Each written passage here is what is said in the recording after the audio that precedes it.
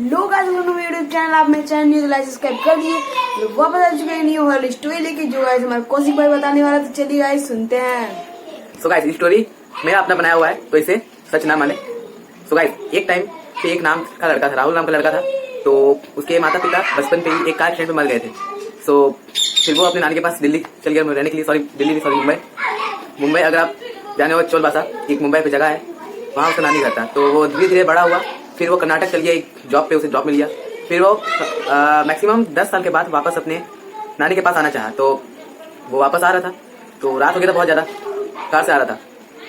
2 रास्ते थे, एक कच्चा रास्ता था, एक पक्का रास्ता था। तो पक्के रास्ते पे काम हो रहा था, तो उसे कच्चा रास्ता लेना पड़ा। जाते जाते उसका गाड़ी खराब हो गया, तो अब वो कर भी क्या सकता था, उसे अपना गाड़ी छोड़ के आगे बढ़ना पड़ा। वो सोचा मन पे कि आके मैं बाद में टो करवा लूंगा कोई ट्रेन से। तो उसके बाद फिर वो आगे बढ़ने लगा, और जैसे जैसे आगे बढ़ रहा था जंगल और ज़्यादा घना होने लगा था। जंगल पड़ा था बीच पे और ज़्यादा घना होने लगा था। तो जंगल का चाहिए, अरे भाई चोलबासा वो एक मतलब गाँव टाइप का था, तो जंगल था। तो आरोज करना बंद करेंगे। तो उसे लगा कि जंगल बहुत ज़्यादा गहरा होने लगा है। वो धीरे धीरे आगे बढ़ते गया, उसे लगा कि उसका कोई पीछा कर रहा है। तो वो पीछे मुड़ा, कोई नहीं था। ऐसा बहुत बार हुआ, कम से कम 5 से 10 बार ऐसा चीज़ हुआ। उसके बाद फिर तो उसे ऐसा लगा कि उसका कोई पीछा कर रहा है। तो वो इस बात को अपना मन का वहम मान के आगे बढ़ने लगा। तो उसे एक पेड़ के सामने लगा कि उसे कोई घूर रहा है। अबे हमको क्या पता कि घूर रहा था। तो उसे कोई घूर रहा था। तो वो जैसे तैसे करके अपना नानी के पास पहुंचा, और उसकी नानी ने कहा कि तुम अचानक आ गए, कोई कॉल भी नहीं किया। तो उसने कहा कि मैं आपको सरप्राइज देना चाहता था, इसलिए मैं बिना कॉल किया आ गया। तो बोला कि बहुत अच्छा, तुम किस रास्ते से आए। तो उसने कहा कि मैं उस नानी को क्यों मचा था पूछने का? अरे यार, अरे जब पक्के रास्ते पे काम हो रहा है, उसने नानी को पता है पक्के रास्ते में काम नहीं हो रहा है, कच्चे पक्के रास्ते में काम हो रहा है, कच्चे रास्ते से ना आएगा।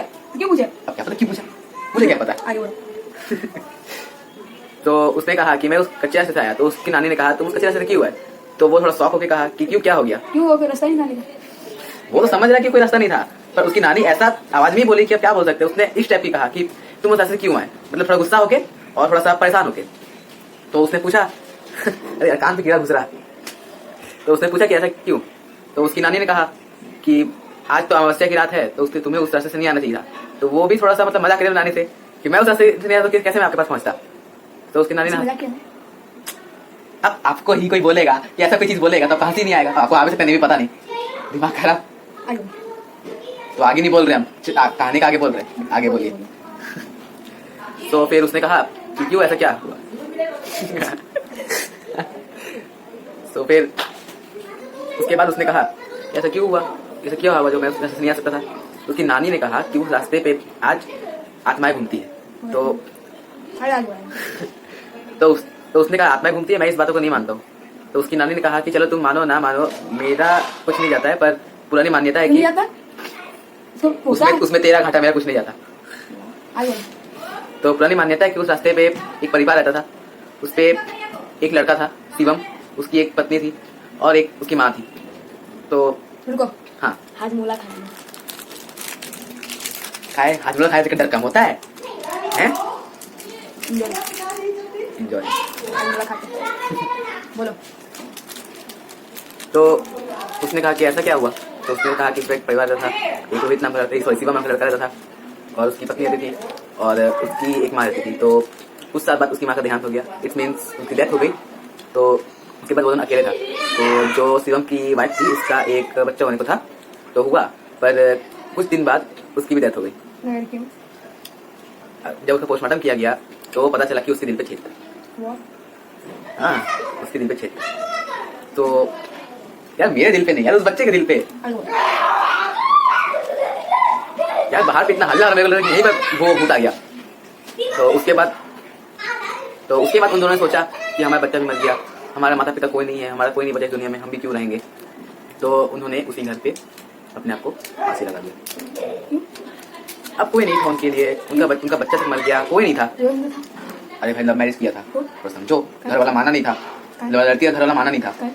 अब क्या है, आप समझिए लव मैरिज क्या, थोड़ा तो सेंस लगाई जी, ठीक है। तो उसके बाद उसने सोचा कि हम भी क्यों रहे इस दुनिया पे, हमारा जीने का कोई हक नहीं है, हमारा कोई नहीं इस दुनिया में। तो उसके बाद उन्होंने फांसी लगा ली। तो उन्होंने वहाँ पे फांसी लगा ली। तो कुछ साल बाद वहाँ से एक परिवार कार से गुजर रहा था, उनके साथ एक बच्चा था। तो मतलब जो लड़का था उस पे, उसकी वाइफ का बच्चा हुआ था, वो उसी दिन डिस्चार्ज होके हॉस्पिटल से वापस आ रहे थे। तो उनका भी घर वहीं था जहाँ पे रोहित का घर है। तो भाई टकला दिख जा रहा है। ओहो बाप रे।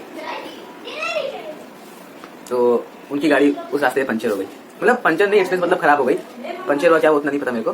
तो उसके बाद